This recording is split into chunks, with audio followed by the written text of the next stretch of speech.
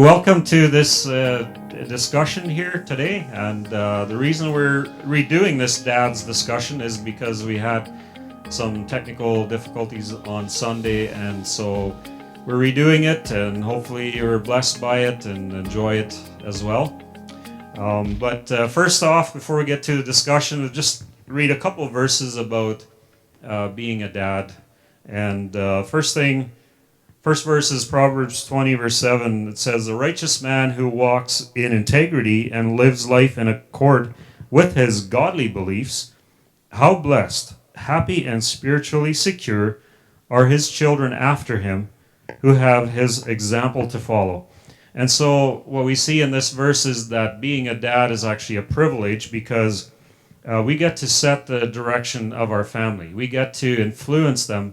We get to direct them. We get to guide them to a place where our children can follow after us in being in that example that we've set as being godly fathers. So it's a privilege to be a dad. And the other thing I'd say, it's also a responsibility to be a dad.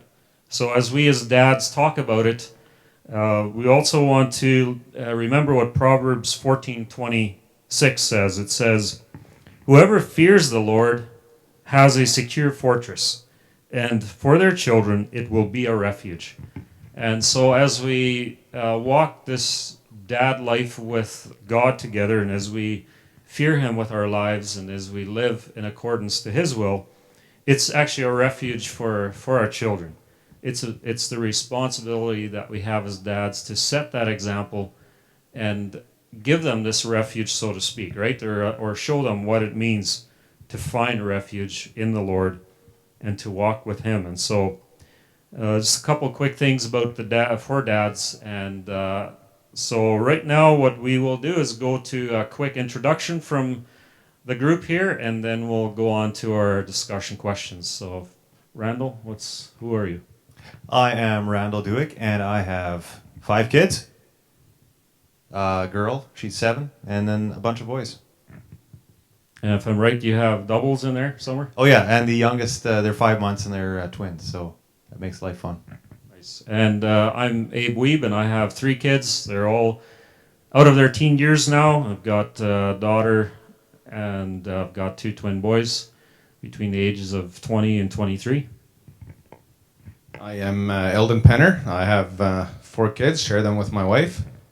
And my oldest is in university, and right down to the youngest being 11. So it's great to be a dad. My name is Carlos Weeb.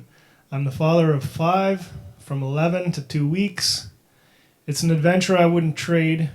It's a challenge every day as well. And hopefully by the end of my fathering, well, I won't finish my fathering career, but if 2 words that come up are decisive and dedicated, that'd be great. Thank you, guys. It's a privilege to be here with you guys. I know we're doing this for the second time, and so if you were here on Sunday, we may take a little bit different trails at times than we did on Sunday, but we know that we will speak from our heart, and I think it will be a blessing. So first question that I have is, how do you navigate whether to spend time with the family or create resources or income for the family? Well, I'd say if you don't create resources, you're soon not going to you won't have a roof over your head for your family. So it is very important to actually be pursuing resources and making sure you provide for your family. But that balance of what is the right balance? I think that for us anyway, it's we have to decide between Wanda, my wife, and myself what that's going to look like. I would feel very similar, that it's a balance, and the resources have to come first.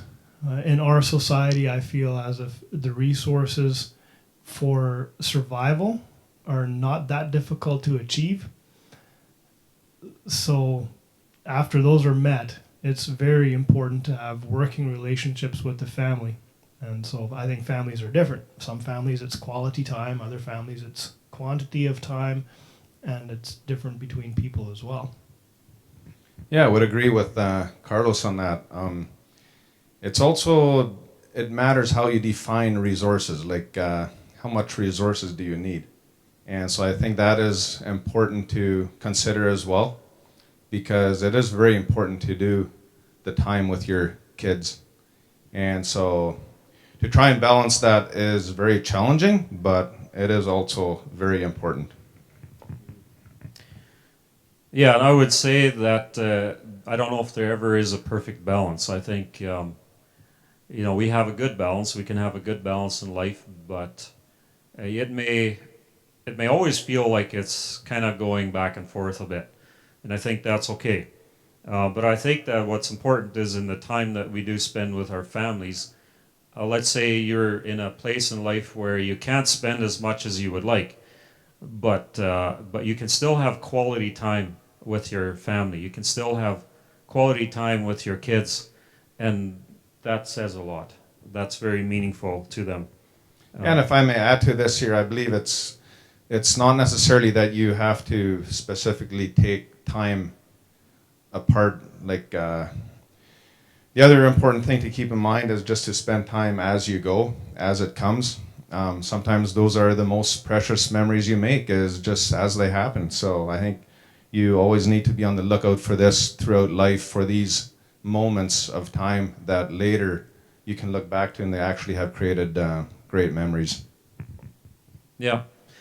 And I also think that if we as dads learn to really be aware of what the Holy Spirit is telling us and let him set the temperature of what our kids and what our families need in the times we're in, because I think he knows, right? He knows the hearts and he can see what is needed. So it's not just about our human understanding, but it is about the power of the Holy Spirit.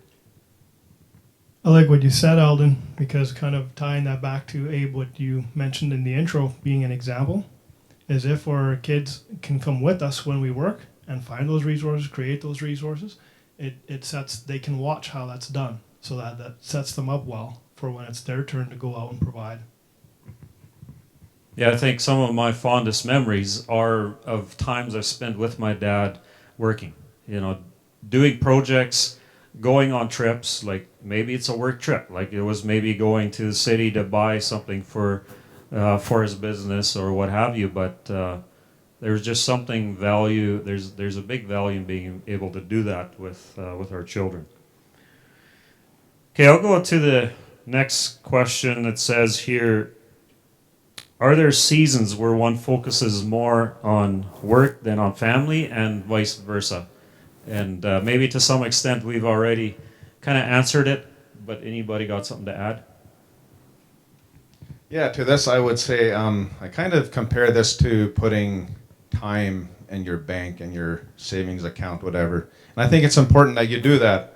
If you know you have a busy season coming up, and this is very true in what we do as a family, being a farming family and also trucking, like there can be seasons where times are a lot busier than other times. So it's important that you have spent time with your children beforehand, and then there may be seasons where you don't spend as much time, but to do a balance of that, I think is very important.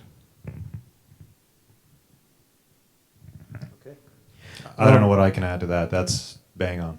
Well, I would also say that this works in your spiritual life as well. So when you're in good times, you may be filling yourself with the word and all that, and those times they can actually help you carry you through times of struggle. So it's kind of the same concept, except I think you can practice that in your family time as well. So it works. So you're saying we have a family bank and we have a spiritual bank? I would say so, yeah. Like you literally can build up and draw from it, and I think the time comes when you realize that it is depleting. And so, in your family, you may notice that your kids are getting cranky and you're getting a little bit antsy with your wife and stuff like that. It's time you spend some time with them, some alone time, and put some time in the bank. And I like kind of what you said there, that you can tell when it starts getting a little tougher, that's probably the time to start building that equity back up, because the more equity you have, the easier it is to keep that momentum going. And so as you drain it out, it gets harder for it to be a positive transaction or a positive expense, so to speak. Yeah, very true. I would agree. I think for me, some of the things that in my parenting has been the most painful is when I realized how much I had come off of that, spending that quality time, and that was very painful realizing that. Yet when I look at it and I see the reward of then being able to kind of rebuild that relationship with my children, it's kind of the most painful, and yet it's the most rewarding now when I look at it. So it's never too late to recognize that maybe we're off, and it may take a change of direction. It may take a different intentionality, or it may even take repentance. But it's a bittersweet, but it's beautiful to see the result of that. Next question I have here, and by the way, these questions, most of them were handed in to me.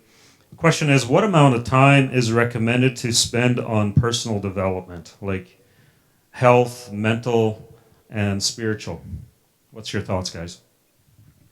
Well, I think it also ties into your previous question on it kind of goes in seasons, I think, too. There's times when you just are working, I'm sure as a farmer, you're working hard some days, and you probably won't be running on the treadmill that day, I'm assuming. But so I think it comes in kind of seasons, and you gotta, and for myself, it was, I had, for the longest time, I had an hour drive in the morning and in the evening, so I would put on podcasts and stuff like that. So it'd be my development. I think with the kind of equipment Eldon has, what he does is he puts his tractor cruise, and then he gets out of the cab and he runs alongside of it for exercise. Yeah, you guys are not very up to date here how things are done, eh? Some days I work very hard. Thank you very much, Randall. I would say in terms of personal development, you can take it in one way, the wrong way, and with the very modern, I guess, approach to life, and say you have to focus on you first. You can go there, but there's an element of factual truth to that, where I can give only what I have to my kids, and I can only show them by example what I do and what I have. And so if I pour into my personal development for the sake of passing that on to my kids and for the sake of enjoying the time I'm investing with them, then I think it's very well worth spending a fair bit of time on personal development on all of those aspects. And I think on the health side, I think it's very good, because our physical body is the vehicle that God's given us to take ourselves around on the planet. And it's what the tool we have to continue enjoying life with our kids well into their old age. That's good. Good thoughts. I would add that what's important is to reflect on our life on a regular basis. Like, I find that sometimes in the moment we're in, it's hard to recognize. But take that time to reflect on a regular basis. Where are you physically? Where are you mentally? Where are you spiritually? And then sometimes that means reshuffling things a little bit.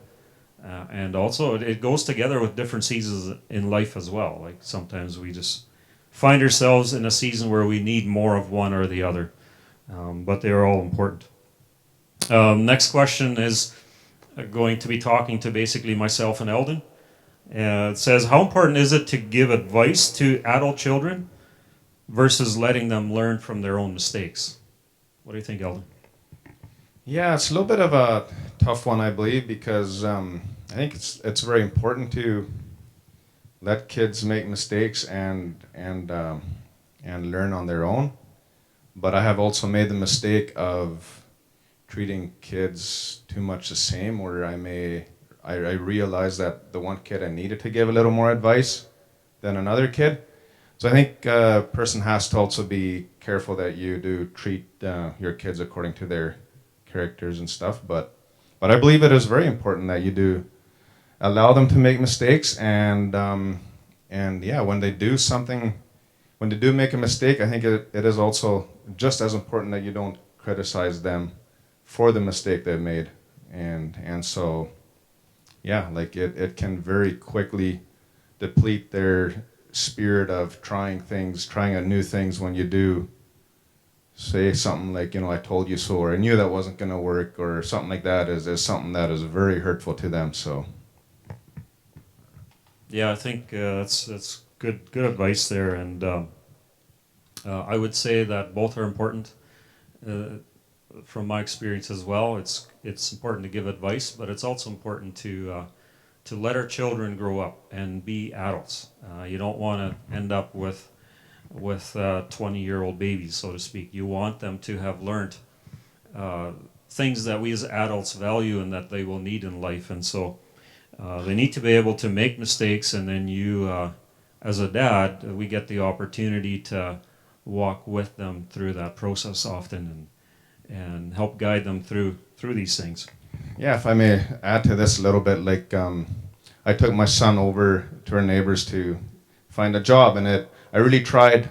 I helped him with it. I gave him advice a little bit on how to do it and that. But when we got to the place and talked to this guy, I really tried stepping back and let him own it.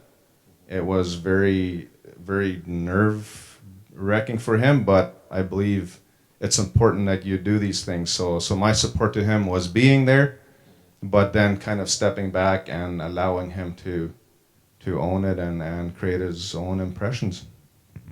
Yeah, that's good. One of the things that I remember from my dad, and I got married pretty young. According to some people, I was just a child at 20 years old.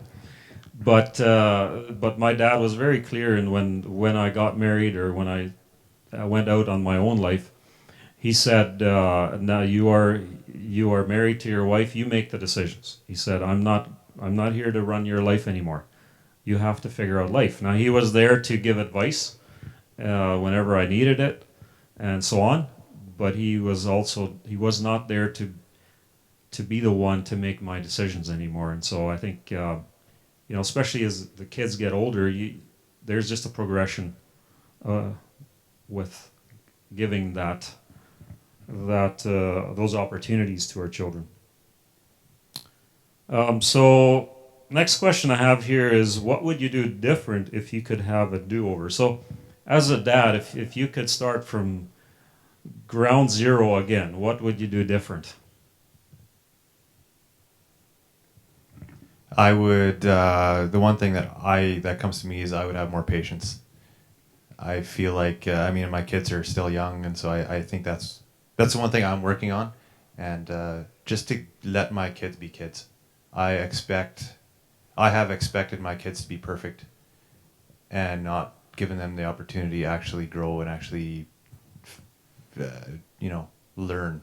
So that'd be my thing that I'd like to do over. I'd say very similar. Very similar in terms of patience, but I would also say staying calm.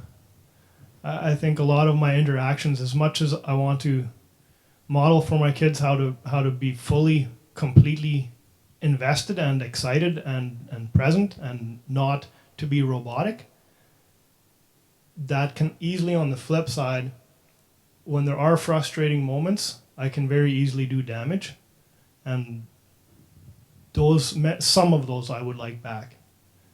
Some of them I like setting an example on how to have frustration and get it out and then love each other and continue developing solid relationships. But when I lose that moment of calm, or at least being objective about the conversation, those moments I want back. Yeah, so I like what you say, Carlos. You're a lot wiser than I was at your age. So I would probably have a truckload of regrets, I'm guessing. Probably one of the biggest regrets I have is, I know Carlos referred to this earlier, but when you spend time with your kids, then be there. And so I was a dad that was often tired and kind of a workaholic in my younger years. And so I have some regrets of not being there present. And I remember one time where I was out playing with my son, and I specifically asked my wife to take a picture of me playing with him on the snow hill, because if he ever says his dad didn't take time, I wanted proof that yes, he did take time for you. And so I kind of feel that, that maybe wasn't the greatest thing to do, because I shouldn't have needed proof. And so then the challenge becomes to rebuild those relationships, which I'm very thankful that God allows us to do this. And so it's never too late to work on correcting mistakes you made. And this is one thing that I have really tried to work on, is building these more intimate relationships with my older children especially. And I believe it is possible, and I'm very thankful for the relationships that I have been able to rebuild, and definitely not totally destroyed. So that's thanks to God for His grace on all this. Yeah, I would second that. I think, as much as we sometimes feel like a failure, us as dads, and the moms probably too, but I know us as dads have a bigger problem expressing how we really feel. And so we can kind of dig ourselves into a hole without letting on that we are doing that.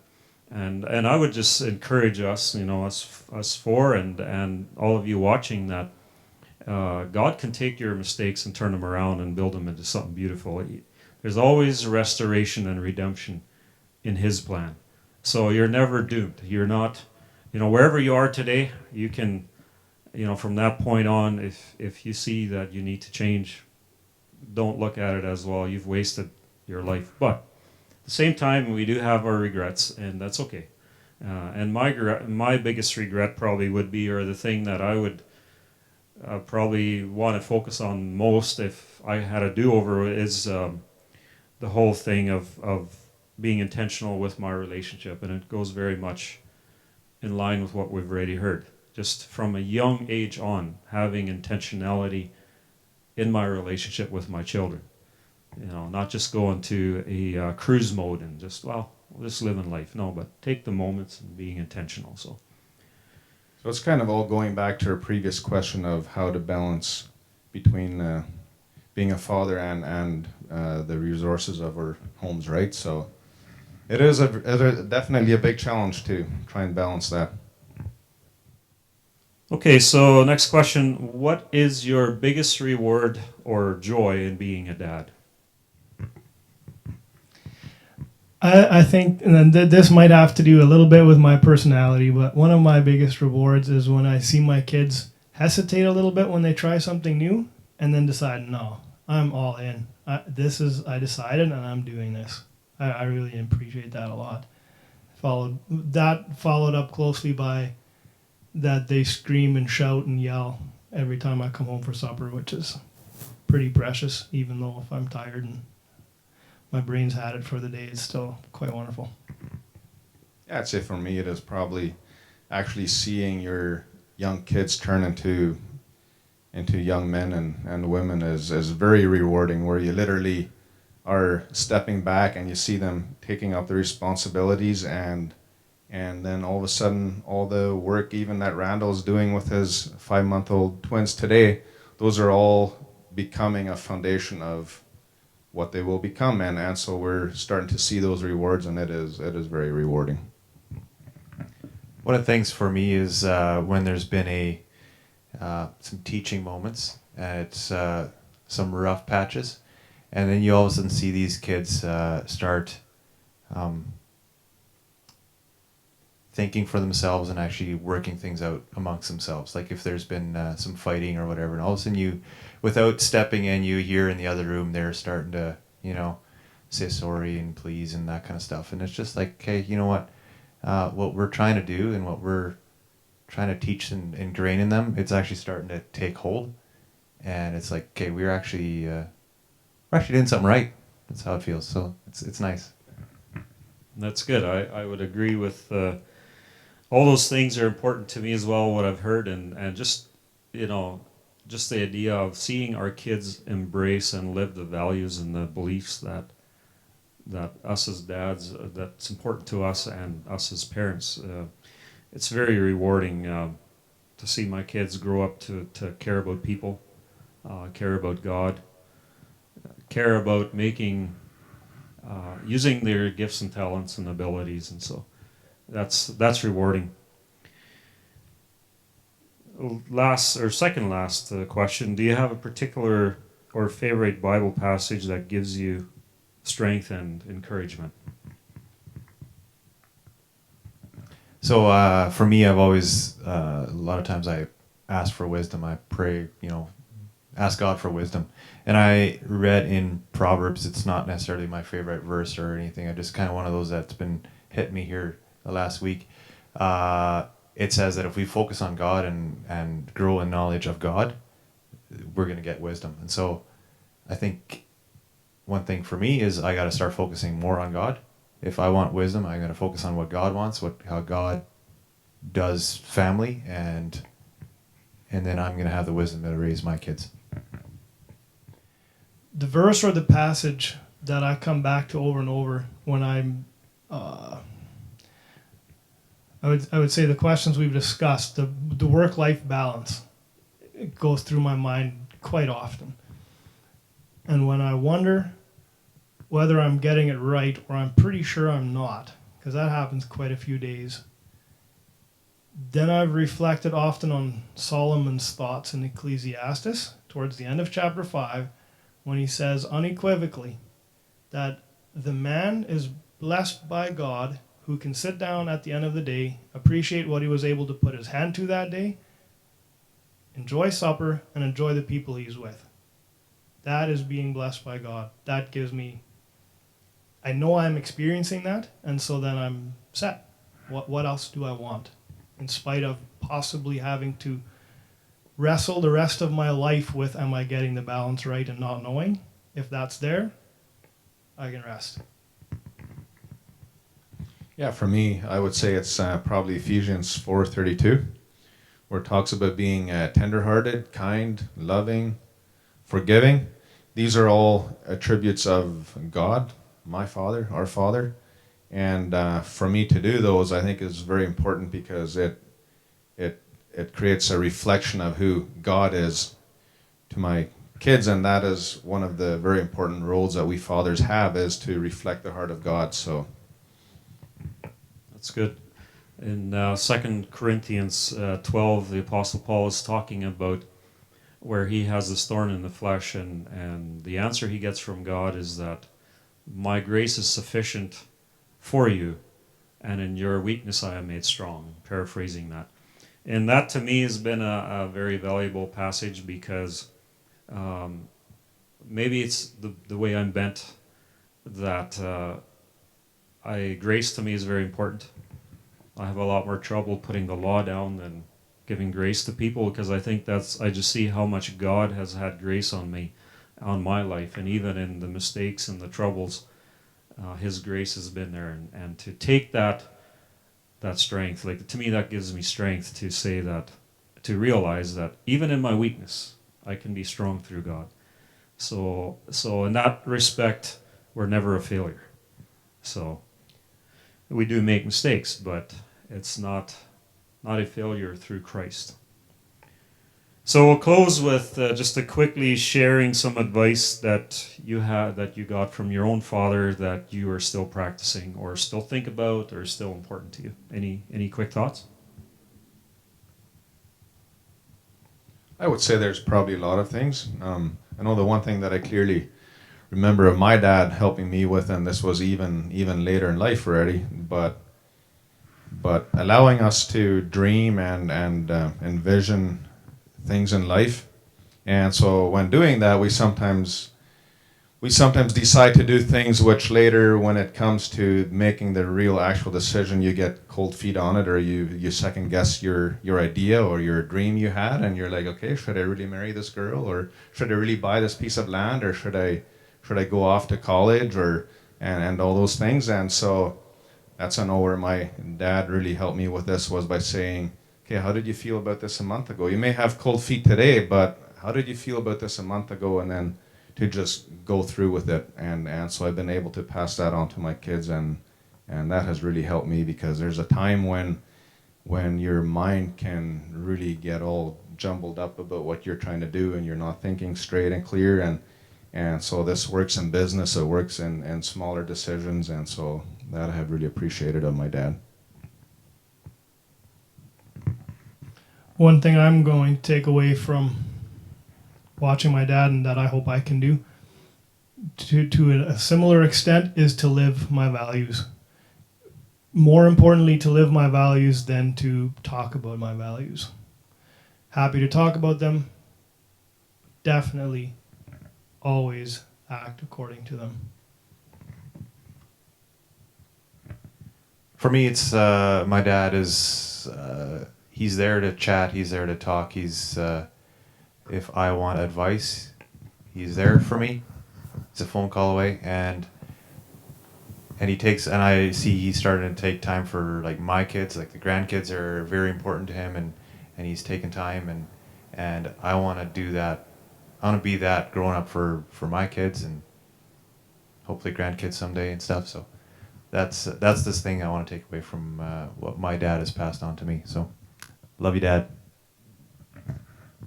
A couple of things that I remember, or that has been impressed on me by my dad, is one is the way that he lived with always treating others the way that he would want to be treated. So always treating people with respect, treating them with care, and so on. And that has left an impression on me.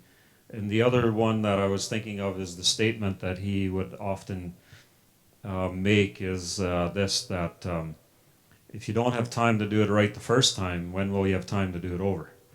And so that left an impression on me as well. And those are things that I often think about in life, you know, especially when I'm tempted to do something too quickly or not do a good job, you know, then this comes back to me and, okay, Dad. So anyway, there's a lot of other things, and I'm sure we could come up with all kinds of ways that our dads have impacted us, but we'll leave it at that for this time. Thank you guys for being willing to do a do-over with this discussion, and so we can provide it for those of you that are interested in seeing and hearing it online. Thank you for watching, and be blessed.